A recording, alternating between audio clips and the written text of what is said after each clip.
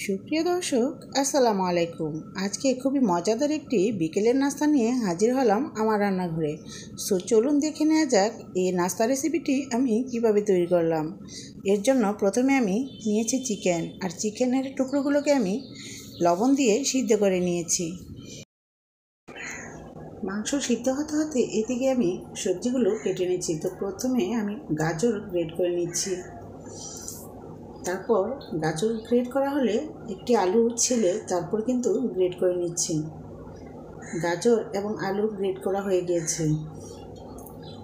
এবার এর মধ্যে দিয়ে দিচ্ছি কাঁচামরিচ কুচি, তারপর দিয়ে দিচ্ছি পেঁয়াজ কুচি, দিয়ে দিচ্ছি ধনেপাতা কুচি, দিয়ে দিচ্ছি স্বাদ মতো লবণ।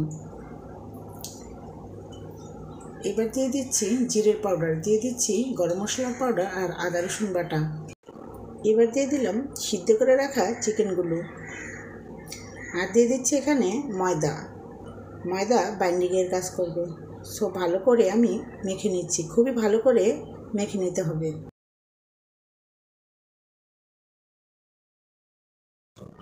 এবার মরিচের গুঁড়ো এবং হলুদের গুঁড়ো দিয়ে দিচ্ছি 1 চামচ করে।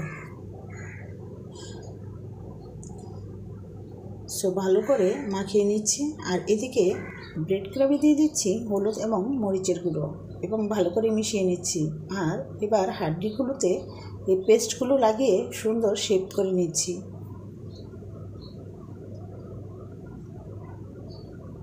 এবার ঘুরিয়ে ঘুরিয়ে ব্রেড ক্রাম্ব চাপিয়ে চাপিয়ে লাগিয়ে নিচ্ছি।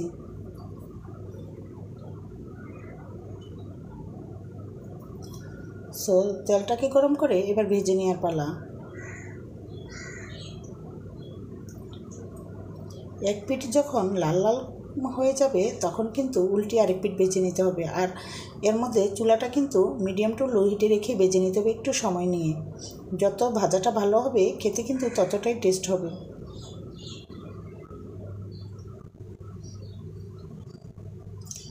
ভিউয়ার্স, হয়ে গেল আমার সুন্দর একটি বিকেলের নাস্তা।